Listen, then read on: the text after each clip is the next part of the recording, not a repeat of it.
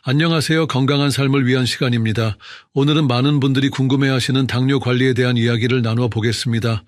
혹시 아침에 일어나서 혈당을 재보시면서 한숨을 쉬신 적이 있으신가요? 매일 먹어야 하는 약들을 보면서 언제까지 이렇게 살아야 하나 걱정이 드시지는 않으신가요? 오늘 말씀드릴 내용은 실제로 당뇨약을 끊고 혈당을 정상화하신 분들의 생생한 경험담입니다. 이분들이 어떻게 3개월이라는 짧은 시간 안에 놀라운 변화를 이뤄내셨는지 그 방법을 자세히 알려드리겠습니다. 먼저 중요한 말씀을 드리겠습니다.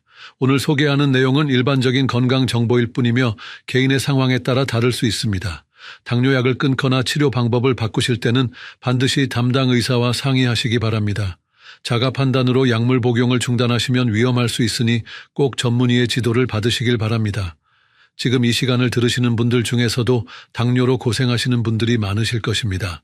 국민건강보험공단 자료를 보면 60세 이상 어르신 중에서 약 45%가 당뇨병이나 당뇨 전 단계를 겪고 계신다고 합니다. 이는 우리나라 당뇨 환자가 2023년 기준으로 약 350만 명에 달한다는 의미입니다. 하지만 희망적인 소식도 있습니다.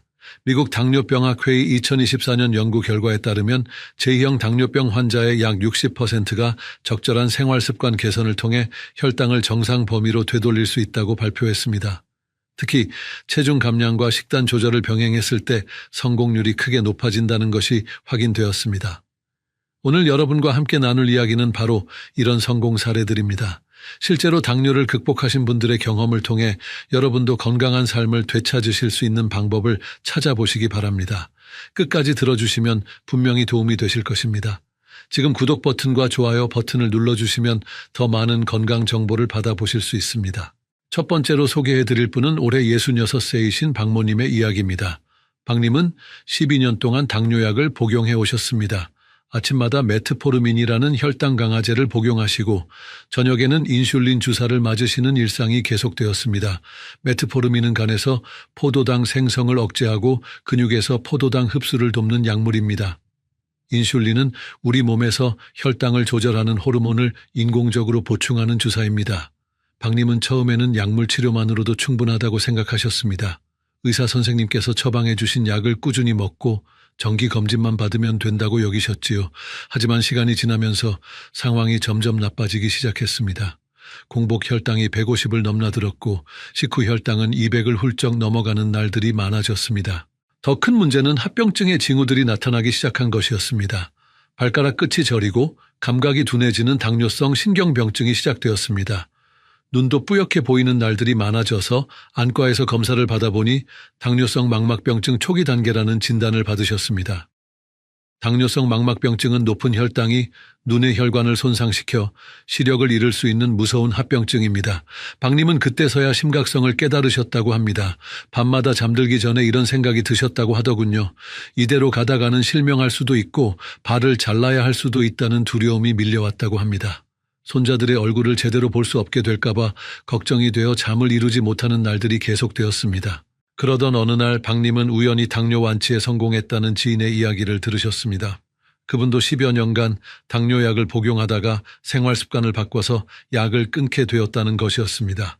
처음에는 반신반의하셨지만 더 이상 이대로 살 수는 없다는 절박한 마음으로 변화를 시도해보기로 결심하셨습니다.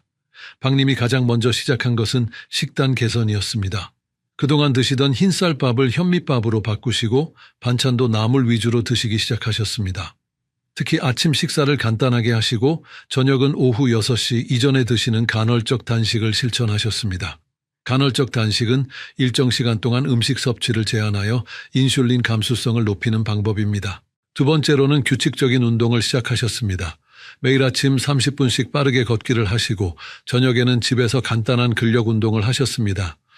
처음에는 10분도 걷기 힘드셨지만 점차 시간을 늘려가면서 지금은 1시간도 거뜬히 걸으실 수 있게 되셨습니다. 세 번째로는 스트레스 관리에 신경을 쓰셨습니다.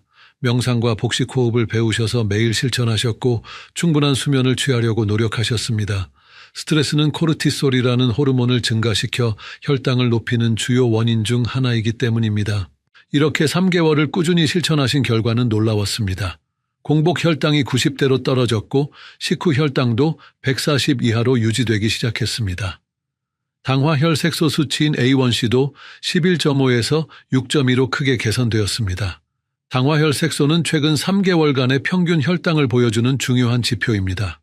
담당 의사 선생님도 놀라시면서 약물 용량을 점차 줄여가기 시작하셨습니다.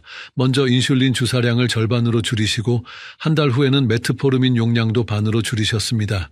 그리고 6개월 후에는 완전히 약물 복용을 중단하셨습니다.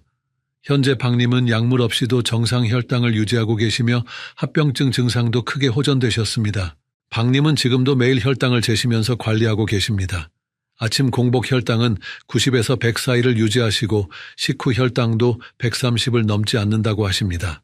발가락의 저림감도 많이 줄어들었고 시야도 훨씬 선명해지셨다고 합니다. 무엇보다 매일 복용하던 약들에서 해방되어 자유로움을 느끼신다고 하시더군요.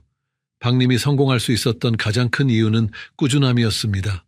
처음 한두 주는 힘들었지만 포기하지 않고 계속 실천하셨기 때문입니다. 또한 가족들의 응원과 지지도 큰 힘이 되었다고 하십니다. 특히 부인께서 식단 관리를 도와주시고 운동할 때도 함께 해주셔서 혼자가 아니라는 느낌을 받으셨다고 합니다. 하지만 모든 분들이 박님처럼 성공하시는 것은 아닙니다. 두 번째로 소개해드릴 분은 안타깝게도 적절한 관리를 하지 못해서 큰 어려움을 겪으신 최모님의 이야기입니다. 최님은 올해 71세이시며 15년 전에 당뇨 진단을 받으셨습니다. 최님은 처음 당뇨 진단을 받으셨을 때 크게 심각하게 받아들이지 않으셨습니다.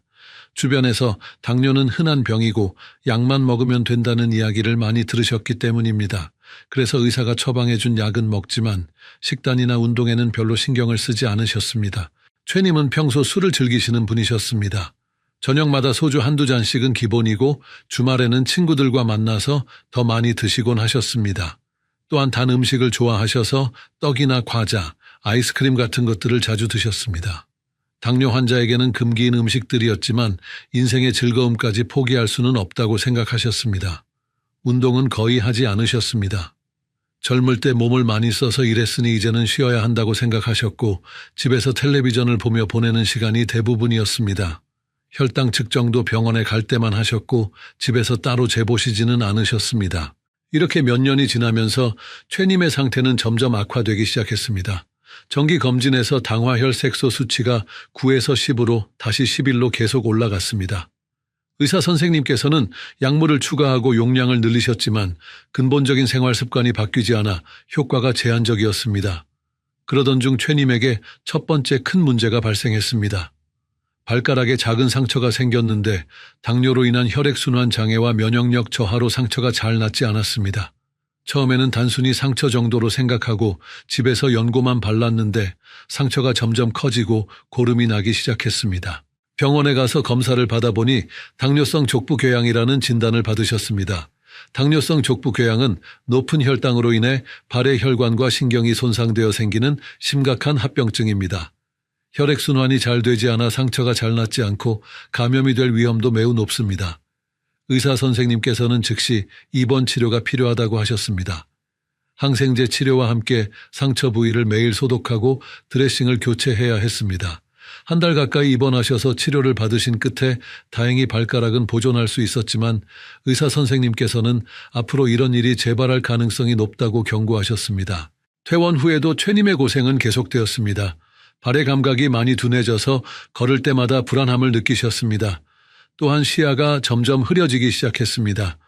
안과에서 검사를 받아보니 당뇨성 망막병증이 상당히 진행된 상태였습니다. 레이저 치료를 여러 번 받으셨지만 시력 저하를 완전히 막을 수는 없었습니다. 더욱 심각한 문제는 신장 기능의 악화였습니다. 정기검진에서 크레아티닌 수치가 계속 높아지고 있다는 것을 확인했습니다.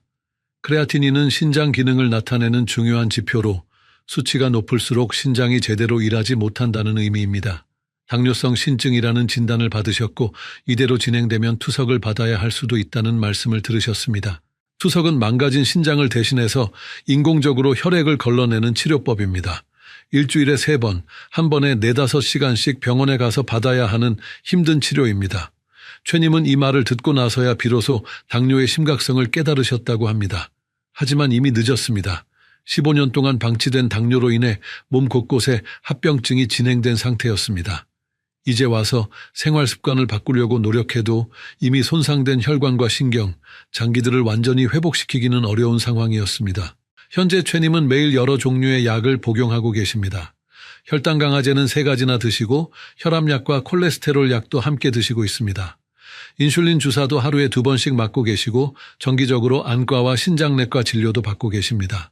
무엇보다 힘든 것은 일상생활의 제약입니다. 시력이 나빠져서 책을 읽거나 텔레비전을 보는 것도 힘들어지셨습니다. 발의 감각이 둔해져서 걸을 때마다 조심해야 하고 조금만 무리해도 쉽게 피곤해지십니다. 가족들에게 부담을 주는 것 같아서 마음도 무겁다고 하십니다. 최님은 지금도 후회하고 계십니다. 처음 당뇨 진단을 받았을 때 조금만 더 신경 썼더라면, 의사 선생님 말씀을 제대로 들었더라면 이렇게 되지 않았을 것이라고 말입니다. 특히 운동과 식단 관리의 중요성을 깨닫지 못했던 것이 가장 큰 실수였다고 하십니다. 최님의 사례를 통해 우리가 알 수 있는 것은 당뇨는 절대 가볍게 봐서는 안 되는 질병이라는 것입니다. 초기에 적절히 관리하지 않으면 돌이킬 수 없는 합병증으로 이어질 수 있습니다. 하지만 반대로 말하면 초기에 제대로 관리하면 충분히 극복할 수 있는 질병이기도 합니다. 이제 당뇨가 우리 몸에서 어떤 일을 일으키는지 자세히 알아보겠습니다. 당뇨병은 우리 몸이 포도당을 제대로 처리하지 못하는 병입니다. 포도당은 우리 몸의 주요 에너지원인데 이것이 세포로 들어가려면 인슐린이라는 호르몬이 필요합니다. 인슐린은 마치 열쇠와 같은 역할을 합니다. 세포의 문을 열어주어 포도당이 들어갈 수 있게 해주는 것이지요. 그런데 제2형 당뇨병에서는 이 인슐린이 제대로 작동하지 않습니다. 인슐린은 충분히 만들어지지만 세포들이 인슐린에 반응하지 않는 인슐린 저항성이 생기는 것입니다. 인슐린 저항성이 생기는 주요 원인은 복부 비만입니다.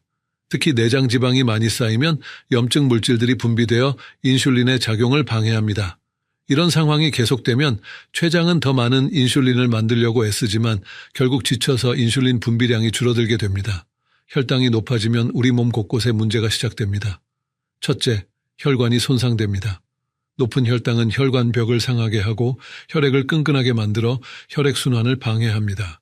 이로 인해 심장병, 뇌졸중, 말초혈관 질환 등이 생길 위험이 높아집니다.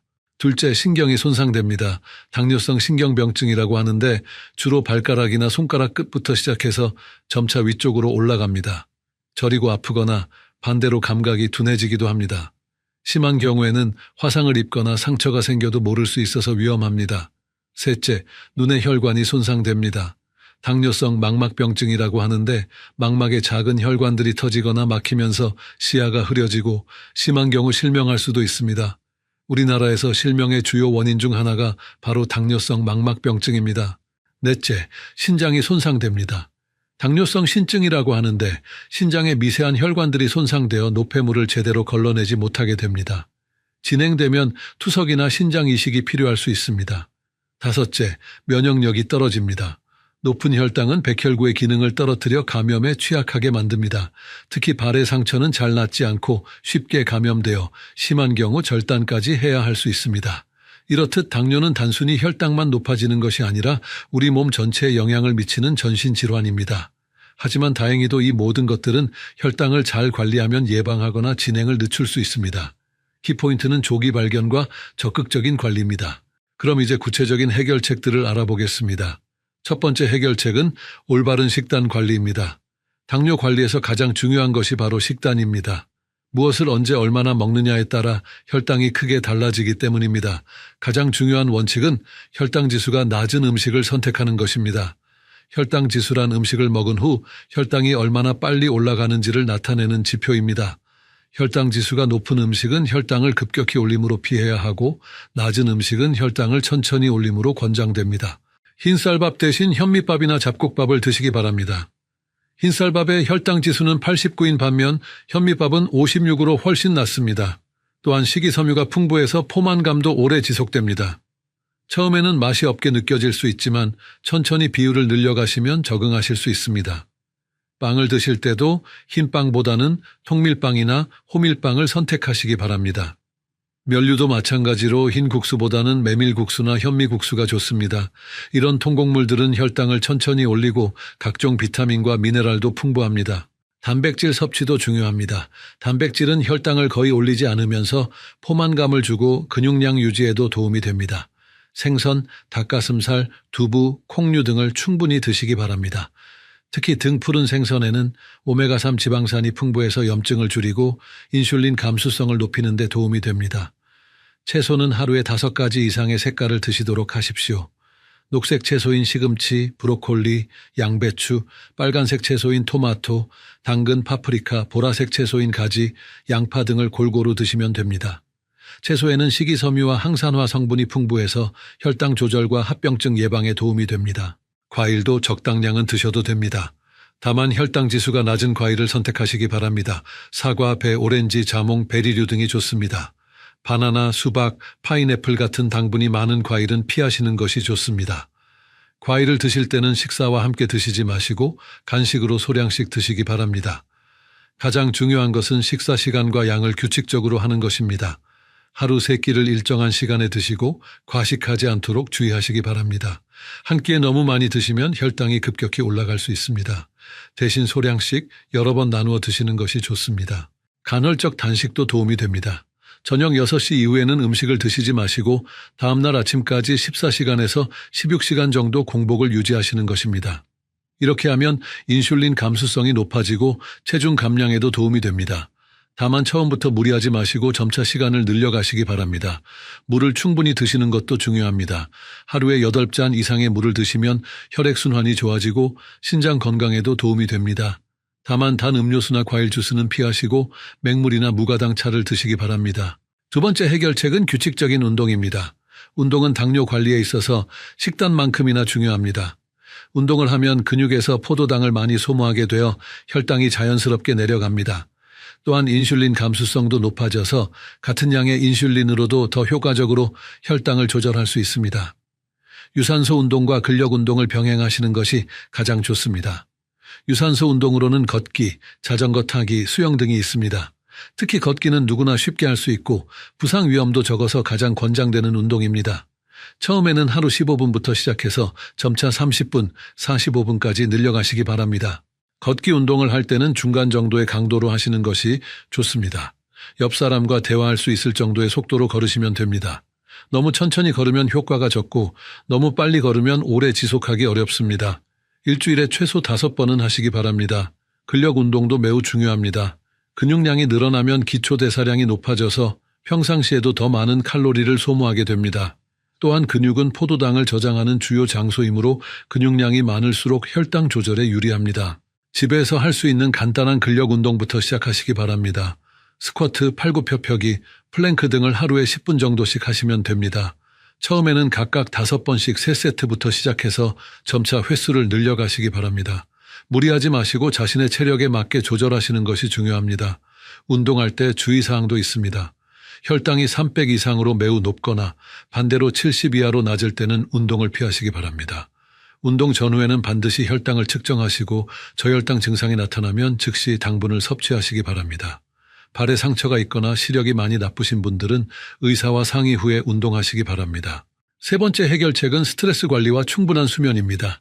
많은 분들이 간과하시는 부분인데 스트레스와 수면 부족은 혈당 조절에 매우 큰 영향을 미칩니다. 스트레스를 받으면 코르티솔이라는 호르몬이 분비되는데 이 호르몬은 혈당을 높이고 인슐린 저항성을 악화시킵니다. 만성적인 스트레스는 당뇨를 악화시키는 주요 원인 중 하나입니다. 따라서 스트레스를 적극적으로 관리하시는 것이 중요합니다. 명상, 요가, 복식호흡 등이 도움이 됩니다.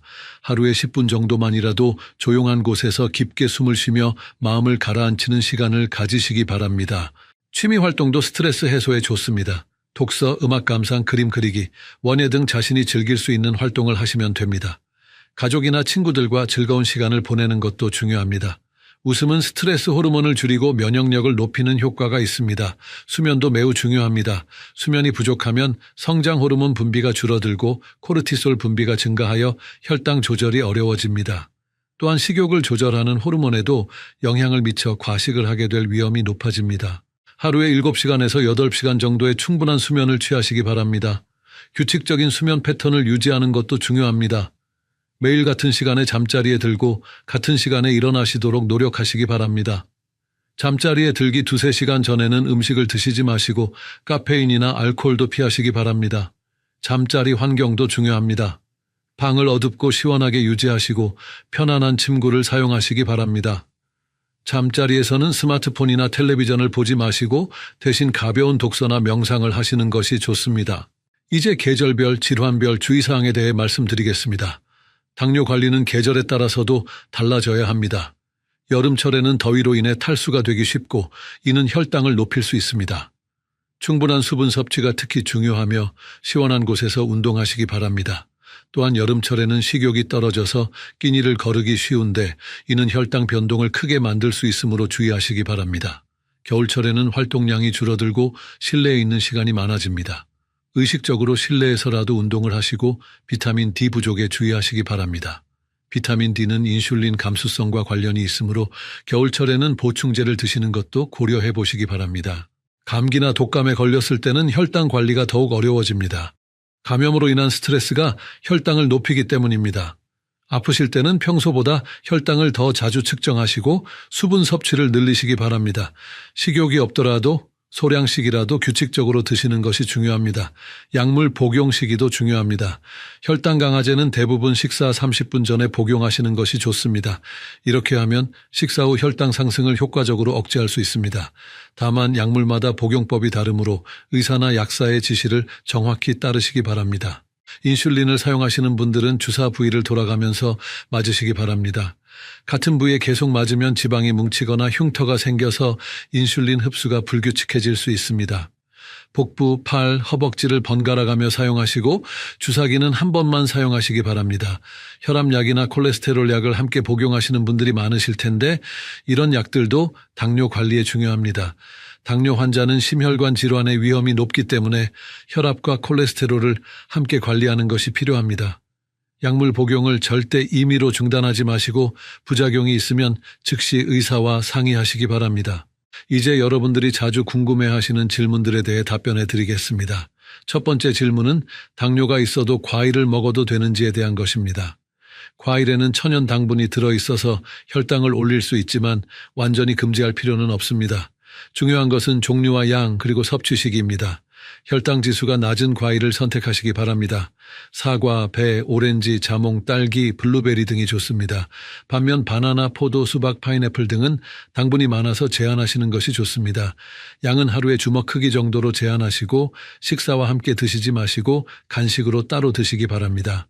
과일 주스는 피하시는 것이 좋습니다. 주스로 만들면 식이섬유는 제거되고 당분만 농축되어서 혈당을 급격히 올릴 수 있습니다.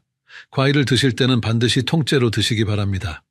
두 번째 질문은 현미밥과 흰쌀밥의 차이에 대한 것입니다. 현미밥이 흰쌀밥보다 혈당 지수가 낮은 것은 맞지만 현미밥이라고 해서 무제한 드셔도 되는 것은 아닙니다. 현미밥도 탄수화물이므로 적당량만 드시는 것이 중요합니다. 현미밥의 장점은 식이섬유가 풍부해서 혈당 상승을 늦춘다는 것입니다. 또한 비타민 B1과 마그네슘 등의 영양소도 더 많이 들어 있습니다. 하지만 처음부터 현미밥으로 바꾸면 적응이 어려울 수 있으므로 흰쌀과 현미를 3대7 정도로 섞어서 시작하시고 점차 현미 비율을 늘려가시기 바랍니다. 세 번째 질문은 운동 전후 혈당 관리에 대한 것입니다. 운동 전에는 혈당이 100에서 200 사이에 있는지 확인하시기 바랍니다. 100 이하로 낮으면 저혈당의 위험이 있으므로 간식을 드신 후에 운동하시고 200 이상으로 높으면 운동을 잠시 미루시는 것이 좋습니다.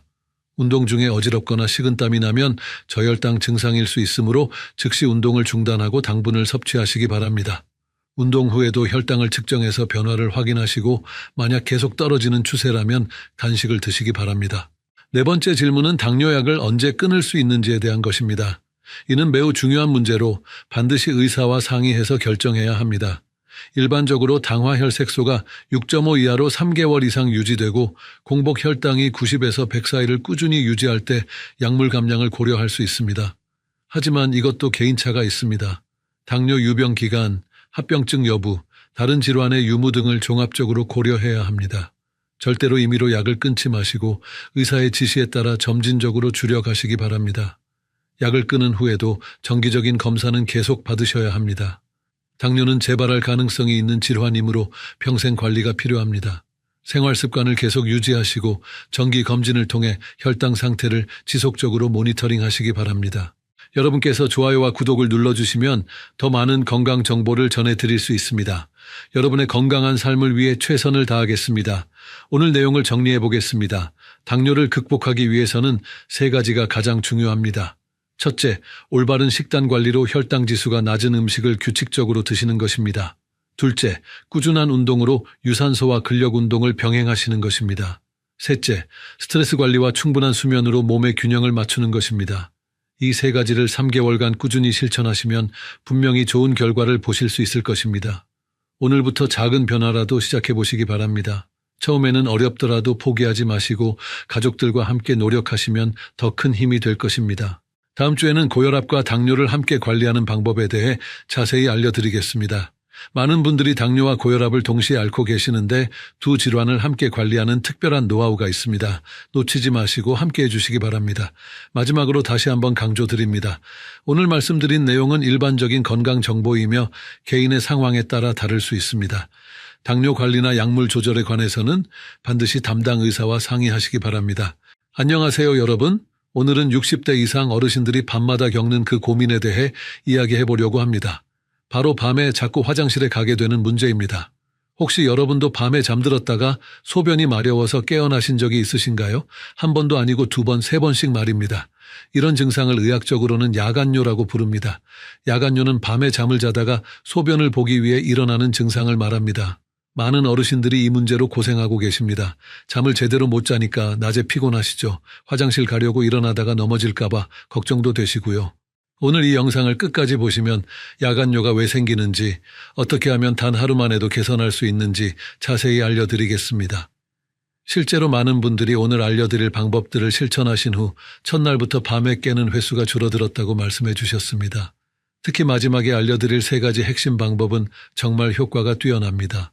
다만 오늘 말씀드리는 내용은 일반적인 건강 정보이며 개인의 상황에 따라 다를 수 있습니다.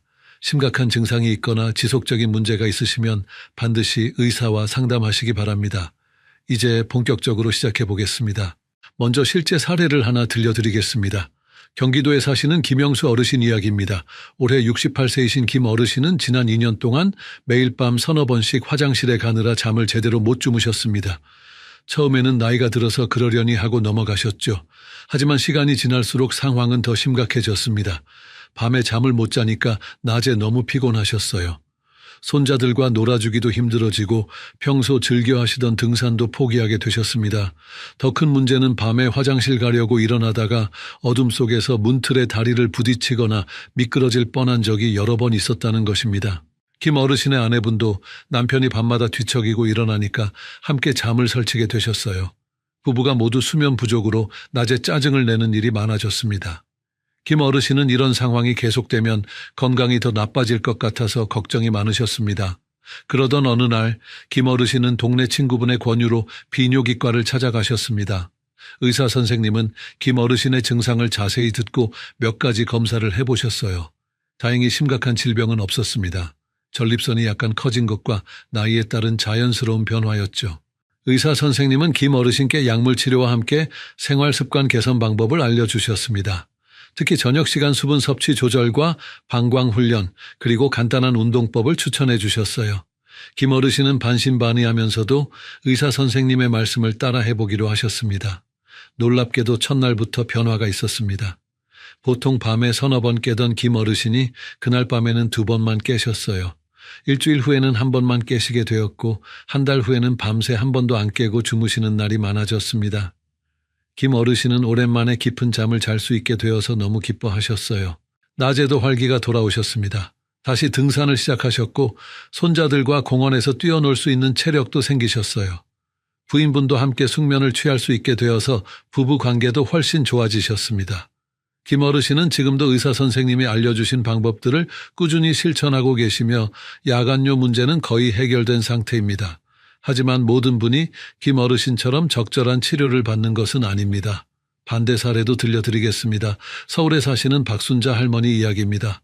올해 72세이신 박 할머니는 3년 전부터 야간뇨 증상이 시작되셨습니다. 처음에는 김 어르신처럼 나이 때문이라고 생각하고 그냥 참고 지내셨어요. 박 할머니는 밤에 화장실 가는 것이 부끄럽다고 생각하셨습니다. 자식들에게도 말씀하지 않으셨고 병원에 가는 것도 꺼려 하셨어요. 그냥 물을 적게 마시면 되겠지 하는 생각으로 하루 종일 수분 섭취를 극도로 제한하셨습니다. 하지만 이런 방법은 오히려 역효과를 불러왔습니다. 수분 섭취를 너무 줄이니까 변비가 생겼고 소변이 진해져서 방광 자극이 더 심해졌어요. 또한 탈수 증상으로 어지럼증과 두통이 자주 생기기 시작했습니다. 그럼에도 박할머니는 계속 혼자서 해결하려고 노력하셨습니다. 시간이 지나면서 박할머니의 상황은 더욱 악화되었습니다. 밤에 5번, 6번씩 화장실에 가게 되었고 낮에도 소변이 자주 마려웠어요. 수면 부족으로 인한 피로가 누적되면서 면역력이 떨어져 감기에 자주 걸리게 되었습니다. 더 심각한 문제가 발생한 것은 지난 겨울이었습니다. 박할머니는 밤에 화장실에 가려고 일어나다가 어둠 속에서 방향 감각을 잃고 넘어지셨어요. 다행히 큰 부상은 없었지만 허리를 삐끗하여 몇 주 동안 거동이 불편하셨습니다. 이때서야 가족들이 할머니의 상황을 알게 되었고 급히 병원으로 모시고 갔습니다. 병원에서 검사를 받아보니 박할머니는 방광염과 경미한 신장 기능 저하가 있었습니다. 만약 조금 더 일찍 병원에 오셨다면 간단한 치료로 해결될 수 있었던 문제였지만 너무 오랫동안 방치하여 치료 기간이 길어지게 되었어요. 박할머니는 지금 약물 치료를 받고 계시지만 완전히 회복되기까지는 상당한 시간이 걸릴 것으로 예상됩니다. 박할머니 사례에서 볼 수 있듯이 야간요 문제를 방치하면 더 큰 건강 문제로 이어질 수 있습니다. 단순히 나이 때문이라고 넘어가지 마시고 적절한 대처가 필요합니다. 여러분께서 이 영상이 도움이 되고 있다면 좋아요 버튼을 눌러주시고 구독과 알림 설정도 해주시면 더 많은 건강 정보를 받아보실 수 있습니다. 이제 야간요가 왜 생기는지 자세히 알아보겠습니다. 야간요가 생기는 이유는 여러 가지가 있습니다. 먼저 나이가 들면서 생기는 자연스러운 변화부터 말씀드리겠습니다. 우리 몸에서 소변을 만들고 저장하는 시스템은 나이가 들면서 조금씩 변화합니다. 젊을 때는 밤에 잠들면 우리 몸에서 항긴요 호르몬이라는 것이 많이 나옵니다. 이 호르몬은 신장에서 소변을 적게 만들도록 도와줍니다. 그래서 젊은 사람들은 밤에 오랫동안 잠을 자도 화장실에 가지 않아도 되는 것이죠. 하지만 나이가 들면 이 호르몬의 분비가 줄어듭니다. 그러면 밤에도 나처럼 소변이 계속 만들어지게 되어요. 또한 방광의 용량도 나이가 들면서 줄어듭니다. 젊을 때는 방광에 400에서 500cc 정도의 소변을 저장할 수 있었지만 나이가 들면 200에서 300cc 정도만 저장할 수 있게 됩니다. 방광 근육도 약해져서 소변을 완전히 비우기 어려워지고 잔뇨감을 느끼게 되는 경우가 많습니다. 남성의 경우에는 전립선 문제도 큰 원인 중 하나입니다. 전립선은 50대부터 서서히 커지기 시작합니다. 이를 전립선 비대증이라고 부르는데 우리나라 60대 남성의 약 50%에서 나타납니다.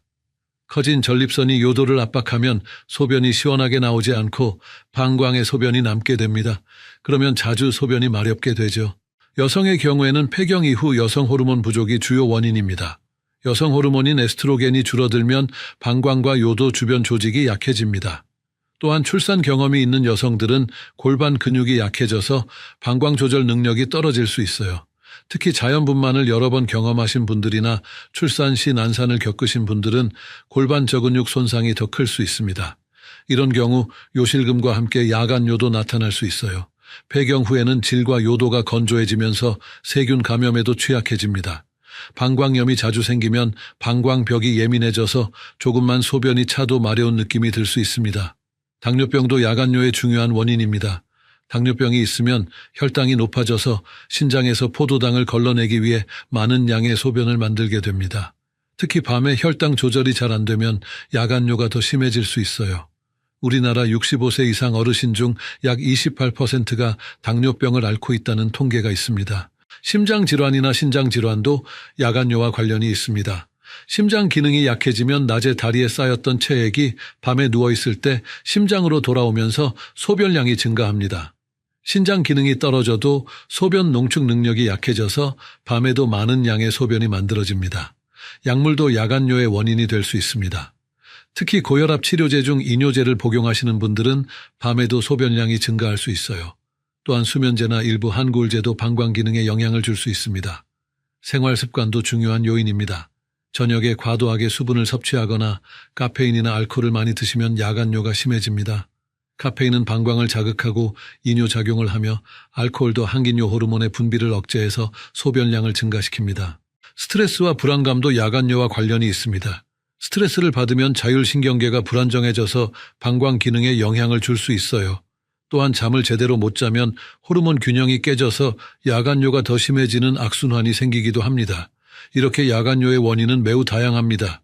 하지만 다행히 대부분의 경우 적절한 치료와 생활 습관 개선으로 많이 좋아질 수 있습니다. 이제 구체적인 해결책을 알려드리겠습니다. 첫 번째 해결책은 수분 섭취 조절입니다. 많은 분들이 야간뇨를 줄이려고 하루 종일 물을 적게 마시는데 이는 잘못된 방법입니다. 하루에 필요한 수분량은 반드시 섭취해야 하지만 시간대별로 조절하는 것이 중요합니다. 아침과 점심시간에는 충분히 수분을 섭취하세요. 하루 필요한 수분의 약 70%를 오후 4시 이전에 마시는 것이 좋습니다. 저녁 6시 이후에는 수분 섭취를 점진적으로 줄이고 잠들기 2-3시간 전부터는 최소한으로 제한하세요. 특히 카페인이 들어있는 커피나 녹차 그리고 알코올은 저녁에 피하는 것이 좋습니다. 수분 조절의 핵심은 갑작스러운 변화보다는 점진적인 조절입니다. 첫 주에는 저녁 9시 이후 수분 섭취를 절반으로 줄이고 둘째 주에는 저녁 8시 이후로 셋째 주에는 저녁 7시 이후로 점점 앞당겨 가세요. 이렇게 하면 몸이 서서히 적응할 수 있습니다. 두 번째 해결책은 방광훈련입니다. 방광훈련은 방광의 용량을 늘리고 소변을 참는 능력을 기르는 운동입니다. 이 방법은 특별한 도구나 약물 없이도 할 수 있어서 매우 실용적입니다. 방광훈련의 기본 원리는 소변이 마려워도 조금씩 참는 시간을 늘려가는 것입니다. 처음에는 소변이 마려우면 5분 정도 참아보세요. 이때 심호흡을 하거나 다른 일에 집중하면 도움이 됩니다. 5분을 성공적으로 참을 수 있게 되면 10분, 15분으로 점점 늘려가세요. 목표는 낮에는 서너 시간 간격으로 화장실에 가는 것입니다. 보통 건강한 성인은 하루에 5에서 8번 정도 소변을 봅니다. 만약 이보다 더 자주 간다면 방광훈련이 필요할 수 있어요. 방광훈련을 할 때는 소변 일기를 쓰는 것이 도움됩니다. 언제 소변을 봤는지, 얼마나 참았는지, 밤에 몇 번 깼는지 기록해 보세요. 이렇게 하면 자신의 패턴을 파악할 수 있고 개선되는 과정도 확인할 수 있습니다. 소변 일기에는 마신 물의 양과 종류도 함께 적어보세요. 커피나 차, 술을 마신 시간과 양을 기록하면 어떤 음료가 야간뇨에 더 영향을 주는지 알 수 있습니다. 방광훈련 중에 소변을 참기 어려울 때는 몇 가지 방법을 사용해 보세요. 심호흡을 깊게 하거나 발가락을 구부렸다 펴기를 반복하거나 다른 일에 집중하는 것이 도움됩니다. 또한 골반 근육을 빠르게 수축시키는 것도 효과적입니다. 이를 억제 수축이라고 하는데 소변이 마려울 때 골반 근육을 몇 번 빠르게 조였다 풀었다 하면 마려운 느낌이 줄어들 수 있어요. 세 번째 해결책은 골반 근육 운동, 즉 케겔 운동입니다. 골반 근육은 방광과 요도를 지지하는 중요한 근육입니다. 이 근육이 약해지면 소변 조절이 어려워지죠. 케겔 운동은 이 근육을 강화해서 방광 조절 능력을 향상시킵니다. 케겔 운동을 하는 방법은 간단합니다. 먼저 골반 근육의 위치를 찾아야 합니다. 소변을 보다가 중간에 멈춰보세요. 이때 사용되는 근육이 바로 골반 근육입니다. 또는 항문을 조이는 것처럼 하면서 동시에 질이나 요도 주변을 조이는 느낌을 찾으면 됩니다. 운동할 때는 이 근육을 5초 동안 조였다가 5초 동안 풀어주세요. 이를 10번씩 하루에 3번 반복합니다. 처음에는 근육을 찾기 어려울 수 있지만 꾸준히 하다 보면 점점 쉬워집니다. 중요한 것은 복근이나 엉덩이 근육에 힘을 주지 말고 골반 근육만 사용하는 것입니다. 케겔 운동의 장점은 언제 어디서나 할 수 있다는 것입니다. 텔레비전을 보면서, 버스를 기다리면서, 심지어 누워서도 할 수 있어요. 효과를 보려면 최소 6주에서 8주 정도는 꾸준히 해야 합니다. 케겔 운동을 더 효과적으로 하는 방법도 있습니다. 바이오 피드백 기기를 사용하면 골반 근육을 정확히 사용하고 있는지 확인할 수 있어요. 하지만 이런 기기가 없어도 충분히 효과를 볼 수 있습니다. 운동할 때 숨을 참지 마시고 자연스럽게 호흡하세요. 또한 너무 세게 힘을 주지 마시고 적당한 강도로 꾸준히 하는 것이 중요합니다. 케겔 운동과 함께 다른 골반 저근육 운동도 병행하면 더 좋습니다. 브릿지 자세나 스쿼트 같은 운동들이 골반 주변 근육을 전체적으로 강화하는 데 도움이 됩니다. 다만 무릎이나 허리에 문제가 있으신 분들은 무리하지 마시고 자신의 상태에 맞는 강도로 하세요. 이제 좀 더 세부적인 방법들을 알려드리겠습니다. 먼저 화장실 환경을 개선하는 것입니다. 밤에 화장실에 갈 때 안전하고 편리하게 갈 수 있도록 환경을 만들어주세요. 침실에서 화장실까지의 통로에 작은 야간등을 설치하세요. 너무 밝으면 잠이 깰 수 있으니 은은한 정도면 충분합니다. 바닥에 걸려 넘어질 만한 물건들은 치워두고 미끄럼 방지 매트도 깔아두세요. 침실 옆에 간이 변기를 두는 것도 좋은 방법입니다. 특히 거동이 불편하신 분들이나 화장실이 멀리 있는 경우에 유용합니다. 요즘은 냄새가 나지 않는 휴대용 변기들이 많이 나와 있어서 위생적으로 사용할 수 있습니다. 잠자리 자세도 중요합니다. 다리를 약간 높게 해서 주무시면 낮에 다리에 쌓인 체액이 밤에 심장으로 돌아가는 것을 줄일 수 있습니다. 베개를 다리 밑에 받치거나 침대 끝을 조금 높이는 방법이 있어요. 또한 잠들기 전에 반드시 화장실에 다녀오세요. 설령 소변이 별로 마렵지 않더라도 방광을 완전히 비우고 주무시는 것이 좋습니다. 이때 소변을 다 본 후에 일어났다가 다시 앉아서 한 번 더 보려고 노력해 보세요. 가끔 자녀 소변이 더 나올 수 있습니다. 복부 마사지도 도움이 됩니다. 저녁에 잠들기 전에 배꼽 주변을 시계 방향으로 부드럽게 마사지해 주세요. 이는 장의 움직임을 도와주고 방광 주변의 혈액순환을 개선합니다. 마사지는 너무 세게 하지 마시고 편안한 정도의 압력으로 5분 정도 해주시면 됩니다. 복부 마사지를 할 때는 따뜻한 손으로 하시는 것이 좋습니다. 손이 차가우시면 먼저 비비거나 따뜻한 물에 담가서 온도를 높여주세요. 마사지 오일이나 로션을 사용하시면 피부 마찰을 줄일 수 있어서 더 편안하게 할 수 있습니다. 마사지 후에는 손을 깨끗이 씻고 편안한 자세로 몇 분간 휴식을 취하세요. 발 마사지도 야간뇨 완화에 도움이 될 수 있습니다. 발바닥에는 방광과 연결된 반사구가 있다고 알려져 있어요. 발바닥 중앙 부분을 부드럽게 눌러주거나 테니스공을 발바닥에 굴리는 방법도 좋습니다. 특히 저녁에 따뜻한 물에 발을 담그고 마사지를 하시면 혈액순환 개선과 함께 릴렉스 효과도 얻을 수 있어요. 운동도 야간뇨 개선에 도움이 됩니다. 하지만 격렬한 운동은 피하고 가벼운 산책이나 스트레칭 정도가 좋습니다. 특히 오후에 30분 정도 걷기 운동을 하면 전체적인 혈액순환이 좋아져서 야간뇨 완화에 도움이 됩니다. 수영도 좋은 운동입니다. 물속에서는 수압 때문에 다리에 쌓인 체액이 자연스럽게 순환됩니다. 또한 수영은 전신 운동이면서도 관절에 무리를 주지 않아서 어르신들에게 적합합니다. 식단 조절도 중요합니다. 저녁 식사는 가능한 한 일찍 늦어도 7시 이전에 마치는 것이 좋습니다. 또한 짠 음식은 피하세요. 나트륨을 많이 섭취하면 체내 수분 보유량이 증가해서 밤에 소변량이 늘어날 수 있습니다. 매운 음식이나 산성 음식도 방광을 자극할 수 있으니 저녁에는 피하는 것이 좋습니다. 토마토, 오렌지, 자몽 같은 신맛이 강한 과일이나 초콜릿, 인공 감미료도 방광을 자극할 수 있어요. 대신 방광에 좋은 음식들을 드세요. 크랜베리는 방광 건강에 도움이 되고 호박씨는 전립선 건강에 좋습니다. 바나나나 감자 같은 칼륨이 풍부한 음식도 도움이 됩니다. 칼륨은 나트륨의 배출을 도와서 체내 수분 균형을 맞춰줍니다. 현미나 귀리 같은 통곡물도 방광 건강에 좋다고 알려져 있어요. 이런 음식들은 섬유질이 풍부해서 변비 예방에도 도움이 됩니다. 녹차는 카페인이 있어서 저녁에는 피하는 것이 좋지만 카페인이 없는 허브차는 괜찮습니다.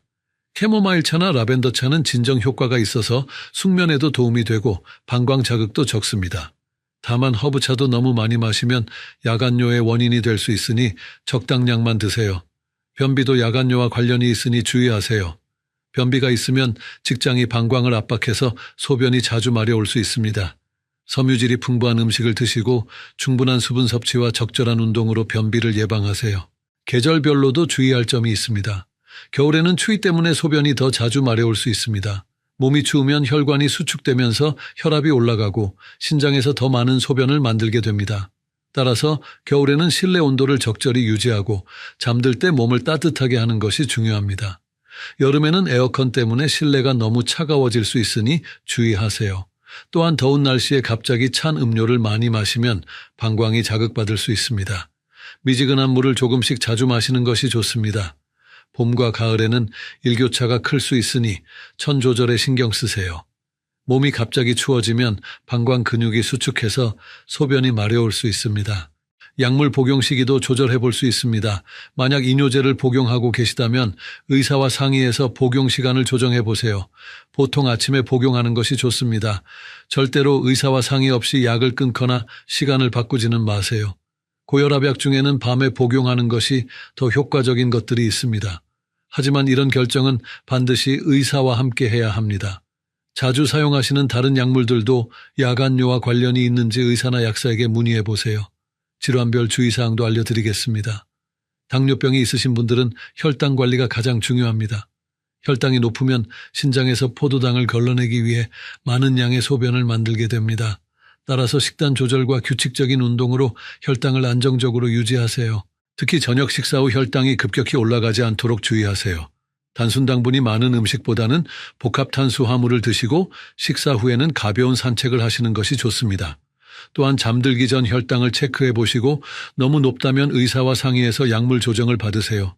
고혈압이 있으신 분들도 주의가 필요합니다. 혈압이 높으면 신장에 부담을 주어서 소변량이 증가할 수 있습니다. 염분 섭취를 줄이고 스트레스 관리를 잘 하세요. 혈압약을 복용하고 계시다면 복용 시간을 의사와 상의해서 조절해 볼 수 있습니다. 심장 질환이 있으신 분들은 낮에 다리에 부종이 생기지 않도록 주의하세요. 오래 서 있거나 앉아 있지 마시고 다리를 높이 올리고 쉬는 시간을 자주 가지세요. 염분 섭취도 제한하시고 처방받은 심장약을 규칙적으로 복용하세요. 전립선비대증이 있는 남성분들은 소변을 완전히 비우는 것이 특히 중요합니다. 소변을 본 후에 방광에 잔뇨가 남지 않도록 충분한 시간을 가지고 천천히 보세요. 또한 변비를 피하시고 장시간 앉아 있는 것을 피하세요. 여성분들 중에서 요실금이 있으신 분들은 케겔 운동을 더욱 열심히 하셔야 합니다. 또한 기침이나 재채기를 할 때 소변이 새지 않도록 미리 골반 근육에 힘을 주는 연습을 하세요. 이제 자주 묻는 질문들에 대해 답변해 드리겠습니다. 첫 번째 질문은 야간뇨가 있을 때 물을 아예 안 마셔도 되는지입니다. 절대로 그렇지 않습니다.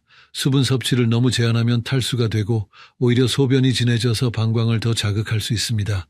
하루에 필요한 수분량은 반드시 드시되 시간대를 조절하는 것이 중요합니다. 두 번째 질문은 야간뇨 개선에 도움이 되는 약초나 건강식품이 있는지입니다. 호박씨 추출물이나 소팔메토는 전립선 건강에 도움이 될 수 있습니다. 크랜베리도 방광 건강에 좋다고 알려져 있어요.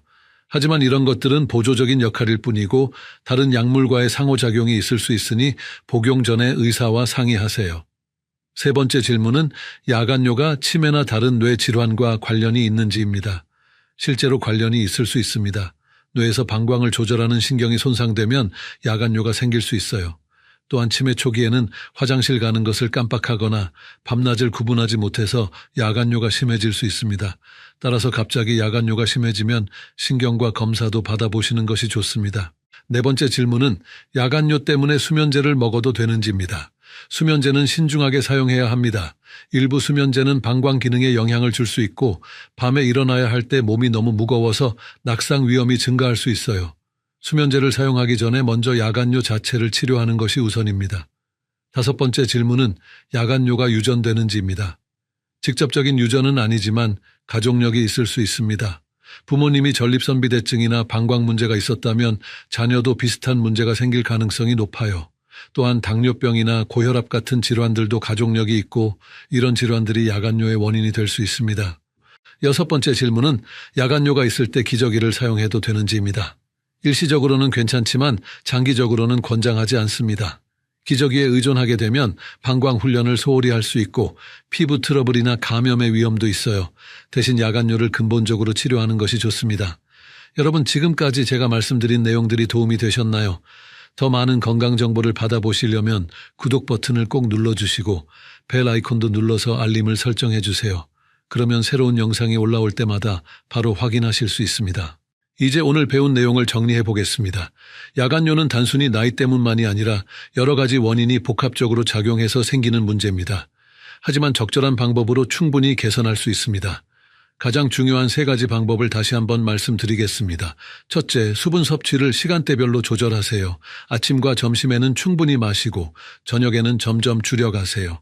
둘째, 방광 훈련을 통해 소변을 참는 시간을 점점 늘려가세요. 셋째, 케겔 운동으로 골반 근육을 강화하세요. 이 세 가지 방법만 제대로 실천하셔도 많은 분들이 일주일 내에 변화를 느끼실 수 있습니다. 특히 첫날부터 효과를 보시는 분들도 많습니다. 이제 일주일 도전 과제를 드리겠습니다. 오늘부터 일주일 동안 다음 세 가지를 실천해 보세요. 첫째, 오후 6시 이후에는 수분 섭취를 평소의 절반으로 줄이세요. 둘째, 소변이 마려워도 5분씩 참는 연습을 하세요. 셋째, 하루에 3번씩 케겔 운동을 하세요. 매일 밤에 몇 번 깼는지 기록해 보시고 일주일 후에 처음과 비교해 보세요. 분명 변화를 느끼실 수 있을 것입니다. 만약 일주일 후에도 전혀 개선이 없다면 반드시 병원에 가서 정확한 진단을 받아보세요. 다음 주에는 어르신들의 또 다른 고민인 무릎 관절염에 대해 다뤄보겠습니다. 무릎이 아파서 계단 오르내리기가 힘드신 분들, 오래 걷기가 어려우신 분들을 위한 특별한 운동법과 관리 방법을 알려드릴 예정입니다. 특히 집에서 쉽게 할 수 있는 무릎 강화 운동과 통증 완화 방법을 상세히 설명드리겠습니다. 마지막으로 다시 한번 강조드리지만 오늘 말씀드린 내용은 일반적인 건강 정보입니다. 개인의 건강 상태나 복용 중인 약물에 따라 적용이 달라질 수 있으니 심각한 증상이 있거나 지속적인 문제가 있으시면 반드시 의료진과 상담하시기 바랍니다.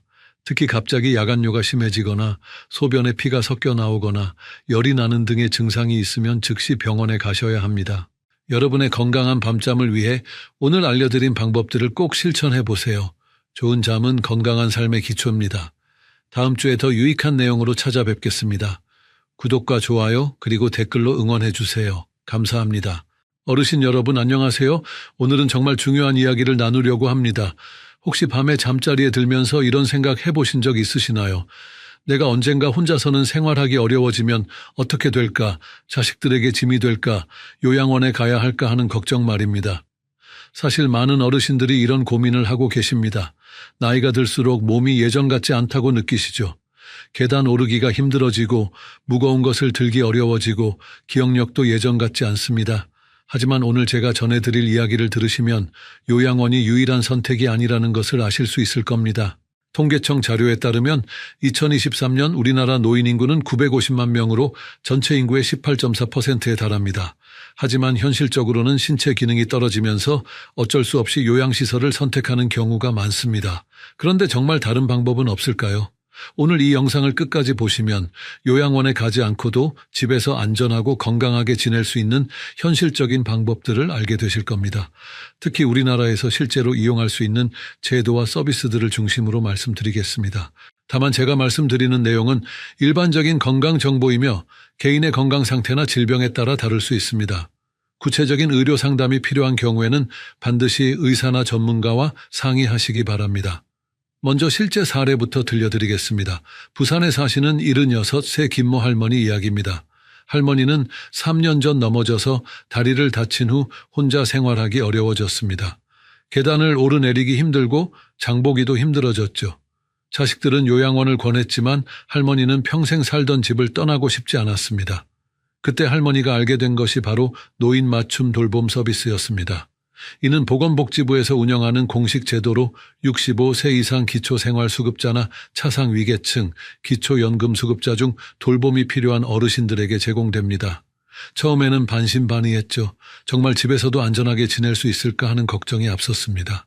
하지만 용기를 내어 주민센터에 신청해보니 생각보다 절차가 간단했습니다. 대상자 선정 도구를 통해 평가를 받고 할머니의 경우 돌봄이 필요하다고 인정받았습니다. 매주 3회 정도 생활지원사가 방문해서 집안 청소와 식사 준비를 도와주었습니다.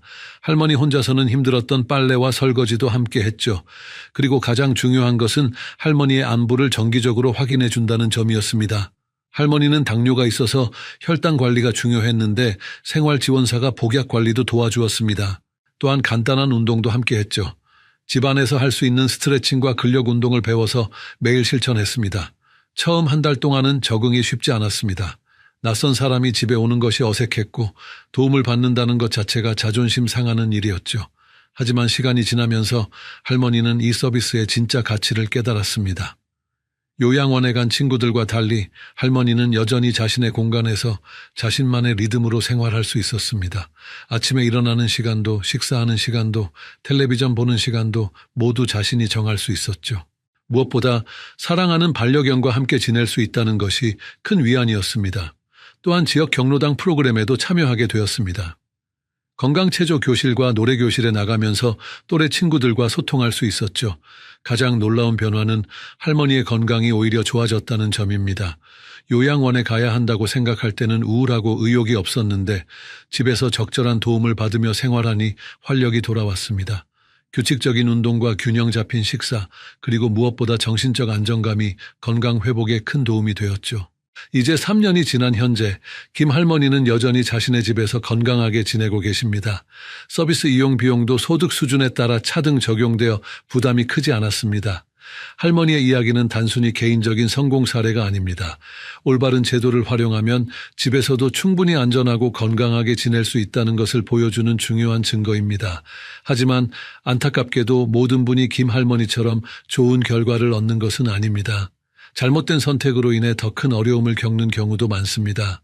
서울에 사시던 72세 박모 할아버지의 이야기를 들려드리겠습니다. 박 할아버지는 혼자 사시면서 점점 몸이 불편해지는 것을 느꼈지만 아무에게도 도움을 요청하지 않으셨습니다. 자식들에게 걱정을 끼치고 싶지 않다는 마음이 컸죠. 또한 공적 서비스에 대해 잘 알지 못했고 신청 절차가 복잡할 것이라고 생각했습니다. 할아버지는 무릎 관절염이 심해져서 걷기가 힘들어졌는데도 병원에 가지 않으셨습니다. 약국에서 파는 진통제로만 버티려고 했죠. 또한 식사도 제대로 하지 않았습니다. 요리하기가 힘들어서 라면이나 빵으로만 끼니를 때우는 날이 많았습니다. 가장 큰 문제는 약 복용 관리였습니다. 할아버지는 고혈압과 당뇨약을 복용해야 했는데 기억력이 떨어지면서 약을 제대로 챙겨 먹지 못했습니다. 때로는 약을 2번 먹기도 하고 때로는 하루 종일 빼먹기도 했죠. 이런 상황이 계속되면서 할아버지의 건강은 급격히 악화되었습니다. 혈당 조절이 안 되고 혈압도 불안정해졌습니다. 근육량도 줄어들어서 더욱 움직이기 어려워졌죠. 그러다가 결국 혼자 계시던 중에 쓰러지셨습니다. 다행히 이웃분이 발견해서 병원으로 옮겨졌지만 그때는 이미 상태가 많이 악화된 후였습니다. 의사는 당뇨 합병증이 진행되었고 근육 위축도 심각한 수준이라고 했습니다. 무엇보다 영양실조 상태여서 면역력이 크게 떨어져 있었죠. 병원에서 치료를 받은 후 할아버지는 결국 요양원에 입원하게 되었습니다. 하지만 이미 건강이 많이 나빠진 상태였기 때문에 회복이 쉽지 않았습니다. 만약 조금 더 일찍 노인 맞춤 돌봄 서비스나 장기요양보험 서비스를 신청했다면 이런 일은 일어나지 않았을 것입니다. 박 할아버지의 사례에서 우리가 배울 수 있는 것은 무엇일까요? 혼자서 모든 것을 해결하려고 하는 것이 오히려 더 큰 위험을 초래할 수 있다는 점입니다. 적절한 시기에 적절한 도움을 받는 것이 얼마나 중요한지 알 수 있죠. 또 다른 사례도 말씀드리겠습니다. 대구에 사시던 68세 이모 할머니는 치매 초기 증상이 나타나기 시작했습니다. 처음에는 단순한 건망증이라고 생각했지만 점점 일상생활에 지장을 주는 수준이 되었죠. 할머니는 가스레인지를 켜놓고 잊어버리는 일이 자주 생겼습니다. 또한 현관문을 열어놓고 나가거나 약을 어디에 두었는지 기억하지 못하는 경우도 많았습니다. 가족들은 할머니 혼자 두기가 불안해서 요양원을 알아보기 시작했습니다. 하지만 할머니는 요양원에 가기를 극도로 거부했습니다. 아직 정신은 멀쩡하다고 주장했고 집을 떠나고 싶지 않다고 했죠. 가족들도 할머니를 억지로 보내기가 마음 아팠습니다. 그러다가 지역 치매안심센터를 통해 장기요양보험 서비스를 알게 되었습니다. 장기요양보험 등급을 받은 후 할머니는 주간보호센터를 이용하게 되었습니다. 평일 낮 시간에는 센터에서 전문적인 돌봄을 받고 저녁과 주말에는 집에서 지낼 수 있었죠. 이런 방식으로 할머니는 스트레스를 받지 않으면서도 안전하게 지낼 수 있었습니다. 또한 방문 요양 서비스도 함께 이용했습니다. 주간보호센터에 가지 않는 시간에는 요양보호사가 방문해서 식사 준비와 복약 관리를 도와주었습니다. 무엇보다 놀라운 것은 적절한 돌봄을 받으면서 할머니의 치매 진행 속도가 현저히 느려졌다는 점입니다. 익숙한 환경에서 스트레스 없이 지내니 인지기능 저하가 완만해졌죠. 요양원에 간 다른 치매 환자들과 비교해보면 확연한 차이가 있었습니다.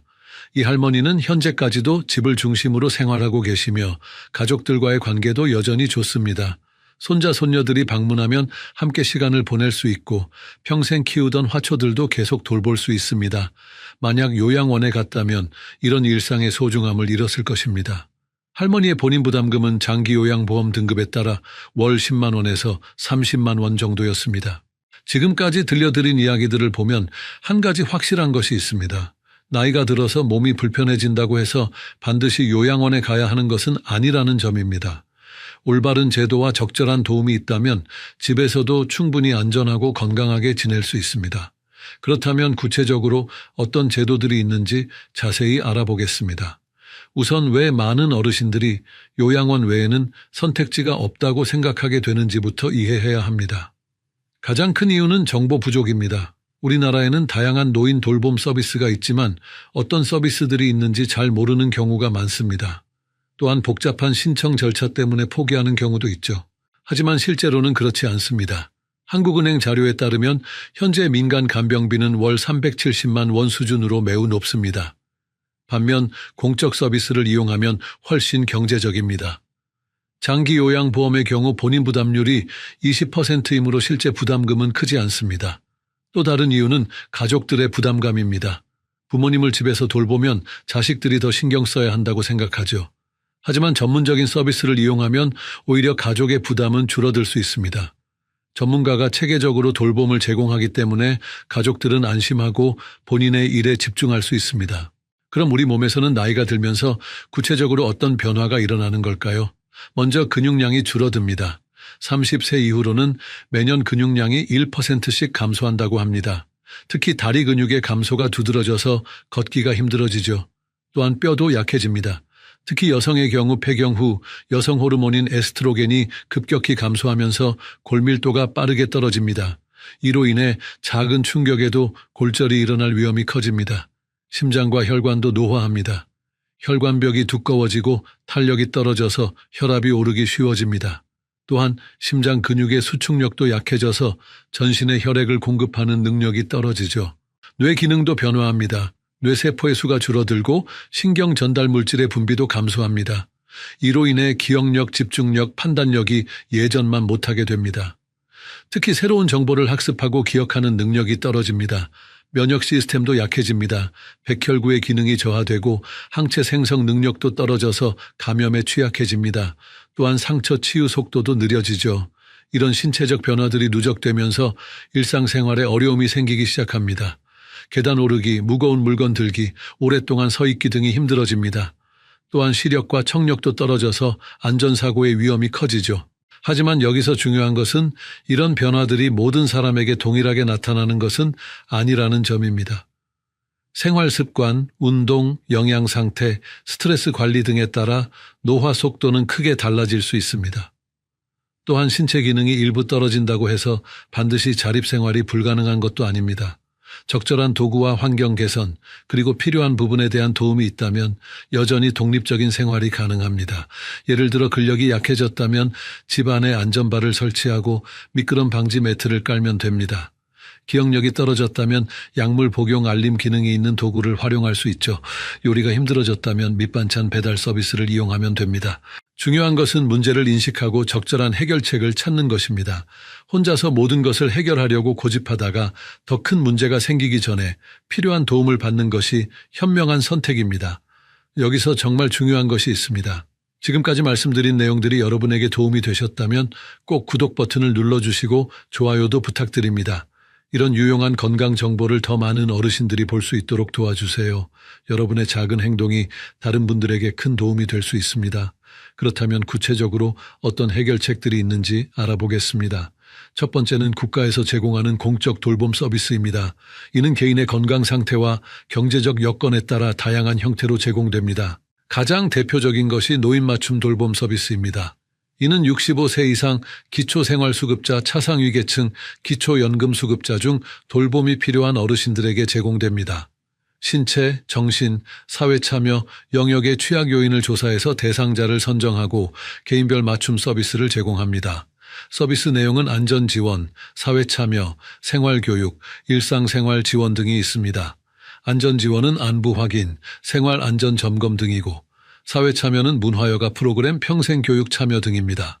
일상생활 지원은 식사관리, 청소, 세탁 등을 도와줍니다. 이 서비스는 무료로 제공되며 주민센터에 신청하면 됩니다. 본인이나 가족, 이웃이 신청할 수 있고 대상자 선정 도구를 통해 평가받게 됩니다. 서비스 내용과 시간은 개인의 필요에 따라 조정됩니다. 장기요양보험 서비스도 중요한 선택지입니다. 이는 나이나 소득에 관계없이 장기요양이 필요한 어르신들에게 제공됩니다. 먼저 장기요양 등급 신청을 해야 하는데 국민건강보험공단에서 방문조사를 통해 등급을 결정합니다. 1등급부터 5등급까지 있으며 등급에 따라 이용할 수 있는 서비스와 월 한도액이 정해집니다. 재가급여로는 방문요양, 방문목욕, 방문간호, 주야간보호, 단기보호 등이 있습니다. 본인 부담률은 20%이므로 실제 부담액은 크지 않습니다. 예를 들어 3등급을 받으면 월 한도액이 약 100만 원 정도인데 본인 부담금은 20만 원 정도입니다. 의료급여 수급자는 본인 부담이 없고 차상위계층은 본인 부담금의 60%를 감경받습니다. 이런 서비스를 이용하려면 먼저 본인의 상태와 필요를 정확히 파악해야 합니다. 어떤 부분에서 도움이 필요한지, 하루 중 언제 도움이 필요한지, 주 몇 회 정도 서비스를 받을 것인지 등을 결정해야 하죠. 그 다음에는 신뢰할 수 있는 서비스 제공기관을 찾아야 합니다. 국민건강보험공단에서 인증받은 기관을 이용하는 것이 안전합니다. 또한 서비스 제공자의 자격과 경력, 교육 이수 여부 등도 확인해야 합니다. 비용도 미리 확인해 두는 것이 좋습니다. 장기요양보험 등급을 받으시면 정부 지원을 받을 수 있어서 본인 부담금을 크게 줄일 수 있습니다. 등급을 받지 못하더라도 지자체별로 다양한 지원 제도가 있으니 확인해 보시기 바랍니다. 두 번째 해결책은 긴급 돌봄 서비스의 활용입니다. 이는 2024년부터 새롭게 시작된 서비스로 질병이나 부상으로 갑자기 돌봄이 필요한 상황에서 이용할 수 있습니다. 현재 122개 시군구에서 시범 운영 중입니다. 질병, 부상, 갑작스러운 주돌봄자의 부재로 혼자 일상생활을 수행하기 어려운 경우 이용할 수 있습니다. 소득 수준에 관계없이 요건을 갖추면 서비스를 받을 수 있으며 소득에 따라 본인 부담이 차등 적용됩니다. 서비스는 최대 30일 이내 72시간 범위에서 이용할 수 있습니다. 재가 돌봄, 가사 지원, 이동 지원 등의 서비스를 제공받을 수 있죠. 거주지 주민센터를 통해 신청할 수 있고 병원 퇴원 지원실이나 시군구 추천으로도 신청 가능합니다. 세 번째 해결책은 지역사회 네트워크의 활용입니다. 혼자 사는 것이 외로울 수 있지만 지역의 다양한 모임이나 프로그램에 참여하면 사회적 관계를 유지할 수 있습니다. 먼저 주민센터에서 운영하는 프로그램들을 확인해 보세요.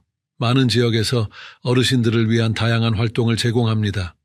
건강체조, 노래교실, 컴퓨터 교육, 요리교실 등 취미와 건강을 동시에 챙길 수 있는 프로그램들이 있습니다. 경로당이나 복지관도 좋은 선택입니다. 비슷한 연령대의 분들과 함께 시간을 보내면서 서로 안부를 확인하고 정보를 나눌 수 있습니다. 또한 정기적으로 건강검진이나 상담 서비스도 제공받을 수 있습니다. 종교기관도 중요한 역할을 합니다. 교회, 절, 성당 등에서는 어르신들을 위한 다양한 돌봄 프로그램을 운영합니다. 정기적인 방문이나 전화 안부, 응급시 도움 등을 제공하는 경우가 많죠. 종교적 믿음이 있으시다면 이런 공동체의 도움을 받는 것도 좋은 방법입니다. 자원봉사단체와 연결되는 것도 도움이 됩니다. 많은 대학생들이나 젊은 직장인들이 어르신 돌봄 봉사에 참여하고 있습니다.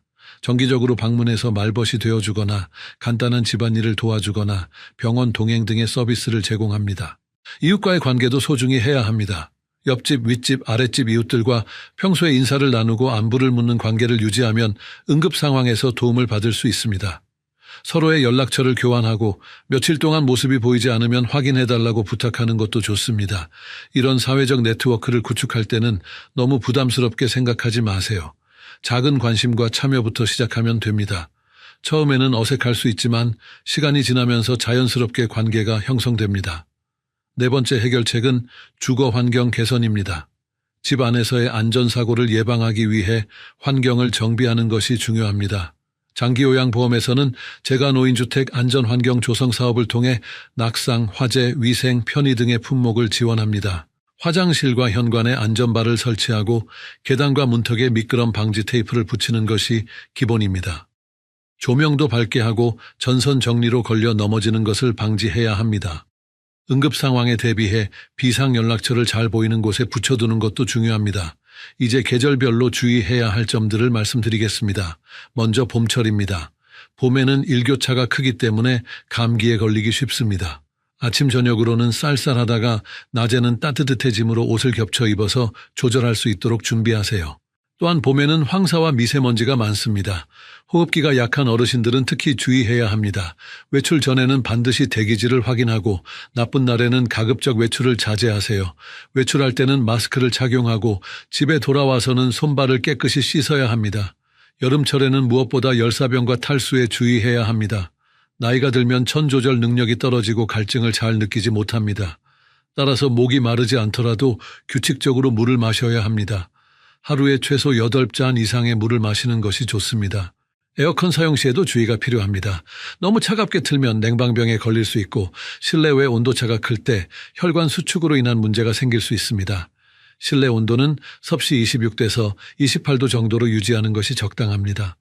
가을철에는 독감 예방접종을 꼭 받으셔야 합니다. 어르신들은 독감에 걸리면 폐렴 등 합병증으로 이어질 위험이 높기 때문입니다. 보통 10월에서 11월 사이에 접종받는 것이 좋습니다. 또한 가을에는 관절염이 악화되기 쉽습니다. 날씨가 쌀쌀해지면서 관절 주변 근육이 경직되고 혈액순환이 나빠지기 때문입니다. 관절 부위를 따뜻하게 유지하고 실내에서라도 가벼운 스트레칭을 꾸준히 하시기 바랍니다. 겨울철에는 낙상 사고가 가장 많이 발생합니다. 빙판길이나 눈길에서 미끄러지기 쉽고 두꺼운 옷을 입어서 몸의 균형 감각이 떨어지기 때문입니다. 외출 시에는 미끄럼 방지 신발을 신고 가급적 보조기구를 사용하는 것이 좋습니다. 실내에서도 주의해야 합니다. 난방기구 사용으로 인한 화재나 일산화탄소 중독 위험이 있습니다. 전기장판이나 전기담요를 사용할 때는 과열되지 않도록 주의하고 연탄이나 가스난방을 사용할 때는 반드시 환기를 해야 합니다. 질환별로도 주의사항이 다릅니다. 먼저 고혈압이 있는 분들은 겨울철에 특히 조심해야 합니다. 추위에 노출되면 혈관이 수축되면서 혈압이 급상승할 수 있기 때문입니다. 외출 전에는 충분히 몸을 따뜻하게 하고 급격한 온도 변화를 피해야 합니다. 당뇨병 환자분들은 발 관리에 특별히 신경 써야 합니다. 당뇨병으로 인해 혈액순환이 나빠지고 감각이 둔해져서 상처가 생겨도 모르는 경우가 많습니다. 매일 발을 확인하고 상처가 있으면 즉시 치료받아야 합니다. 관절염이 있는 분들은 무리한 운동을 피하고 관절에 부담이 적은 운동을 선택해야 합니다. 수영이나 물속 걷기 운동이 좋고 실내에서는 의자에 앉아서 할 수 있는 스트레칭이 도움됩니다. 치매나 인지 저하가 있는 분들은 규칙적인 생활 패턴을 유지하는 것이 중요합니다. 매일 같은 시간에 일어나고 식사하고 잠자리에 드는 것이 도움됩니다. 또한 익숙한 환경을 유지하고 갑작스러운 변화를 피하는 것이 좋습니다. 약 복용과 관련해서도 중요한 정보를 말씀드리겠습니다. 많은 어르신들이 여러 가지 약을 동시에 복용하고 계시는데 이때 약물 상호작용에 주의해야 합니다. 새로운 약을 처방받을 때는 현재 복용 중인 모든 약을 의사에게 알려주셔야 합니다. 아침에 복용하는 약과 저녁에 복용하는 약을 구분해서 관리하는 것도 중요합니다. 혈압약의 경우 대부분 아침에 복용하는 것이 좋고 수면제나 일부 한구울제는 저녁에 복용하는 것이 효과적입니다. 식사와 함께 복용해야 하는 약과 공복에 복용해야 하는 약도 구분해야 합니다. 위장보호제나 소화제는 식사 전에 복용하는 것이 좋고 진통제나 항생제는 식사 후에 복용하는 것이 위장 자극을 줄일 수 있습니다. 약을 깜빡하고 빼먹었을 때의 대처법도 알아두셔야 합니다. 일반적으로는 생각난 즉시 복용하면 되지만 다음 복용 시간이 가까우면 건너뛰는 것이 좋습니다. 절대로 한 번에 2번 분량을 복용해서는 안 됩니다. 또한 약의 보관 방법도 중요합니다. 대부분의 약은 직사광선을 피하고 서늘하고 건조한 곳에 보관해야 합니다. 화장실이나 부엌처럼 습도가 높은 곳은 피하고 냉장고에 보관해야 하는 특별한 약이 아니라면 실온에서 보관하면 됩니다. 유통기한이 지난 약은 절대 복용하지 마시고 남은 약을 다른 사람과 나눠 먹는 것도 위험합니다. 같은 증상이라도 개인의 건강 상태나 다른 복용 약물에 따라 적합한 약이 다를 수 있기 때문입니다. 이제 많은 분들이 궁금해하시는 질문들에 답변 드리겠습니다.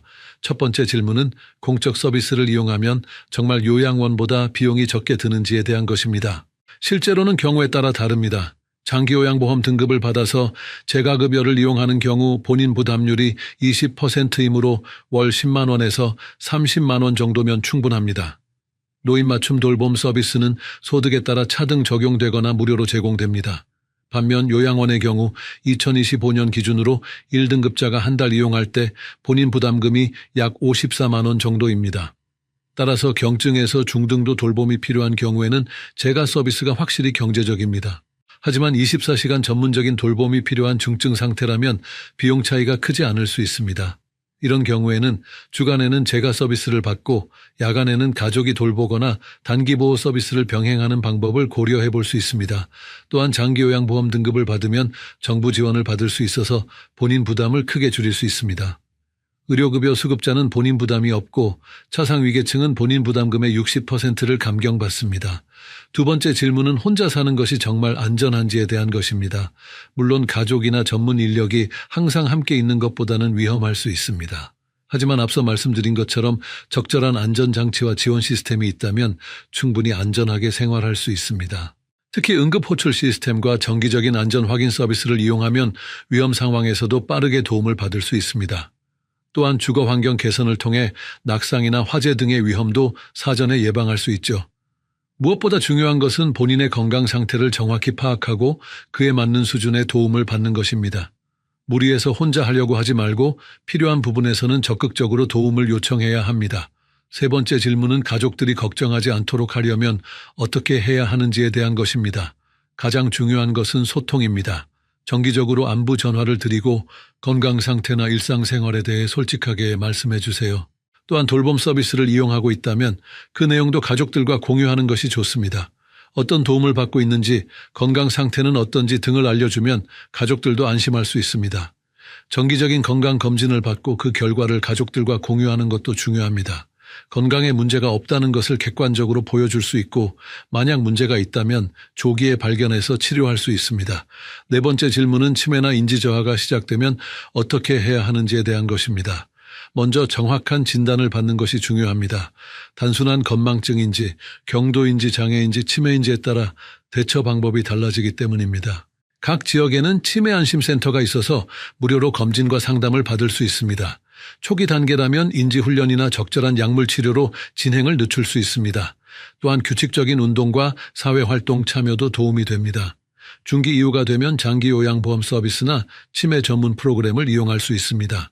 주간보호센터의 치매 전담실이나 인지지원 등급 서비스 등이 있죠. 무엇보다 익숙한 환경에서 스트레스 없이 지내는 것이 중요합니다. 다섯 번째 질문은 응급 상황이 생겼을 때 어떻게 대처해야 하는지에 대한 것입니다. 가장 중요한 것은 미리 준비하는 것입니다. 응급 연락처를 잘 보이는 곳에 붙여두고 응급 호출 기기를 항상 몸에 지니고 다녀야 합니다. 또한 평소에 복용하는 약물 목록과 알레르기 정보, 기존 질환 등을 정리해서 응급실에 갈 때 가져갈 수 있도록 준비해 두세요. 이런 정보가 있으면 응급처치를 받을 때 큰 도움이 됩니다. 이웃이나 관리사무소에도 응급 상황에 대비한 연락처를 알려두는 것이 좋습니다. 본인이 직접 연락할 수 없는 상황에서도 다른 사람이 대신 도움을 요청할 수 있도록 하는 것입니다. 여러분이 오늘 이 영상을 통해 얻으신 정보가 도움이 되셨기를 바랍니다. 마지막으로 한 번 더 구독과 좋아요 부탁드립니다. 여러분의 참여가 더 많은 어르신들에게 유용한 정보를 전달하는 데 큰 힘이 됩니다. 지금까지의 내용을 간단히 요약해드리겠습니다. 첫째, 나이가 들어서 몸이 불편해진다고 해서 반드시 요양원에 가야 하는 것은 아닙니다. 노인 맞춤 돌봄 서비스, 장기 요양보험, 긴급 돌봄 서비스 등 다양한 공적 서비스를 활용하면 집에서도 안전하고 건강하게 지낼 수 있습니다. 둘째, 혼자서 모든 것을 해결하려고 고집하지 마시고 필요한 도움은 적극적으로 받으시기 바랍니다. 조기에 적절한 도움을 받는 것이 더 큰 문제를 예방하는 길입니다. 셋째, 건강관리와 안전관리를 소홀히 하지 마세요. 정기적인 건강검진, 약물 복용관리, 응급상황 대비 등을 철저히 해야 합니다. 이제 일주일 동안 실천해 볼 수 있는 간단한 도전을 제안드립니다. 첫째 날부터 셋째 날까지는 본인이 어떤 부분에서 도움이 필요한지 점검해 보세요. 일상생활에서 어려움을 느끼는 부분들을 메모해 두시기 바랍니다. 넷째 날부터 다섯째 날까지는 지역의 돌봄 서비스나 지원 제도에 대해 알아보세요. 주민센터나 국민건강보험공단에 문의해서 이용할 수 있는 서비스들을 확인해 보시기 바랍니다. 여섯째 날과 일곱째 날에는 가족이나 이웃과 앞으로의 계획에 대해 이야기해 보세요. 어떤 도움이 필요하고 어떤 준비를 해야 하는지 함께 논의해 보시기 바랍니다. 다음 주에는 어르신들의 인지 건강을 지키는 방법에 대해 말씀드리겠습니다. 치매 예방을 위한 생활 습관부터 기억력을 향상시키는 구체적인 방법들까지 뇌 건강을 위한 모든 것을 알려드릴 예정입니다. 많은 관심과 시청 부탁드립니다. 마지막으로 다시 한번 강조드리지만 오늘 말씀드린 내용은 일반적인 건강 정보이며 개인의 상황에 따라 다를 수 있습니다. 구체적인 의료 상담이나 돌봄 계획이 필요한 경우에는 반드시 전문가와 상의하시기 바랍니다. 여러분의 건강하고 행복한 노후를 진심으로 응원합니다.